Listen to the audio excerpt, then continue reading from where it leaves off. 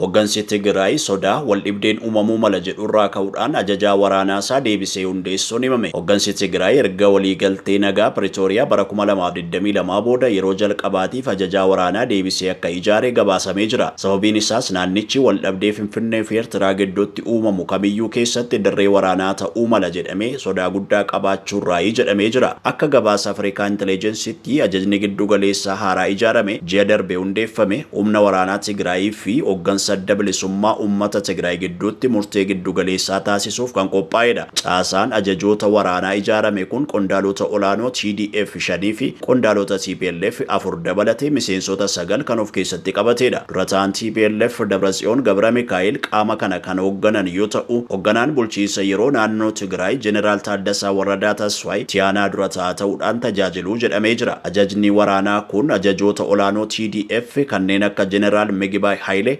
Jeneraal Fissaay Kidaanuu, Jeneraal Yohaannis Walda Goorgisii fi Jeneraal Haayile Sillaasee Girmaa ifaati. Gama siyaasaatiin miseensonni ijoon Amaanu'eel Asaffaa itti aanaa dura ta'a paartii, hoogganaa olaanaa TPLF Fetele Warqee Gabra Egziyaaberii fi Abrahaam Takastee ni argamu. Ajajni giddu galeessaa deebi'ee hundeeffamuun isaa yaaddoo hooggansi kun lolli uumamuu akka danda'u kan calaqqisiisu yoo ta'u, Finfinnee fi Asmaraa gidduutti wal dhabdeen yoo uumame Tigraay dirree waraanaa ta'uun ooltuu yaada jedhu of keessatti kan qabatedha jedha gabaasni Afrikaan Intelligence.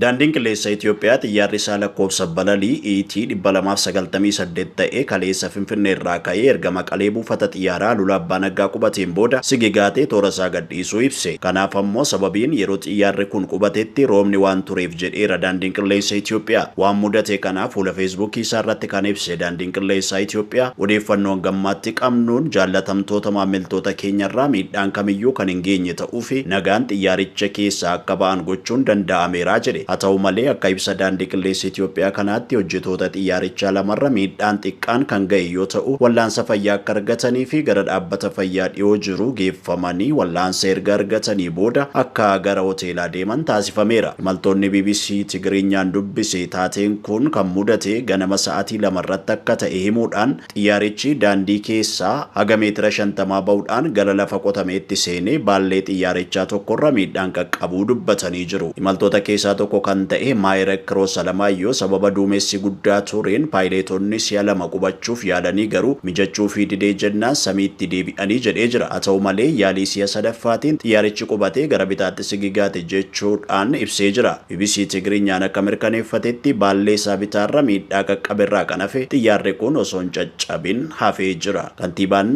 Maqalee Dr. Raadaay Bariyee FM 104.4tti akka himanitti daandiin qilleensa Itoophiyaa konkolaataawwan ramaduudhaan imaltoota wal'aansi isaan barbaachisu hospitaala qaqqabsiisee akka wal'aanaman taasisee jira. Imaltoota keessaa namni tokkoo fi paayileetiin dubartii taate miidhaan irra ga'e wal'aansaaf hatattamaa gara hospitaalaa geeffamu kantiibaan kun mirkaneessanii jiru. Yeroo kun mudatetti imaltoonni naasuudhaan iyyaa akka turanii fi hojjetoonni balaa ibiddaa fi ambulaansiin sa'aatii sana achi yeroo qaqqaban dhagaabee jira. Paayileetota 2 fi keessummeessitoota 4 dabalatee xiyyaara kana keessa namoota 49 akka turanis gabaafamee jira.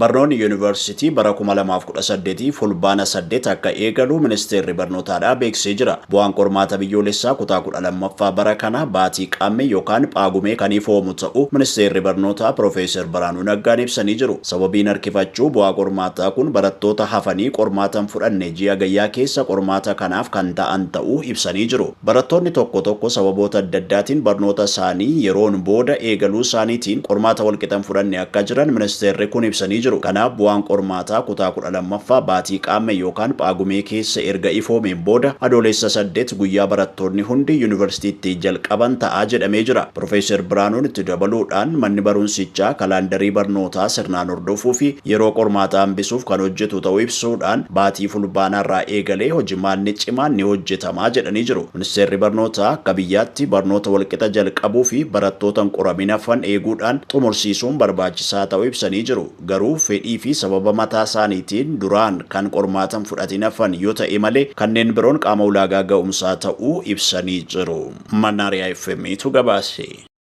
Bokkaa cimaan sa'aatii 24f roobe yoo xiqqaate lubbuu namoota 63 galaafate. Paakistaan bulchiinsa Punjaab keessatti bokkaa cimaa sa'aatii 24f roobeen yoo xiqqaate namoonni 63 yoo du'an 290 kan ta'an ammoo miidhamanii jiru. Namoonni harki hedduun gamoo jigee waliin miidhaman kaan immoo lolaatu fudhate. Kan korreentiin qabee du'anis jiru jedhe waajjirri to'annoo balaa biyyaalessaa biyyattii. Bokkaan kun roobii ganama bu'uu eegale. Kamisarraa magaalaaleen tokko tokko hojiis cufaa gochuudhaan namni mana akka oolu ajajanii jiru. Ganni cimaan ji'a darbe eegaluu booda guutummaa biyyattiitti sababa lolaaf roobaan wal qabateen lakkoofsi namoota du'anii 180 ga'eera. Kanneen du'an kana keessaa walakkaa ol daa'imman ta'uunis ibsamee jira.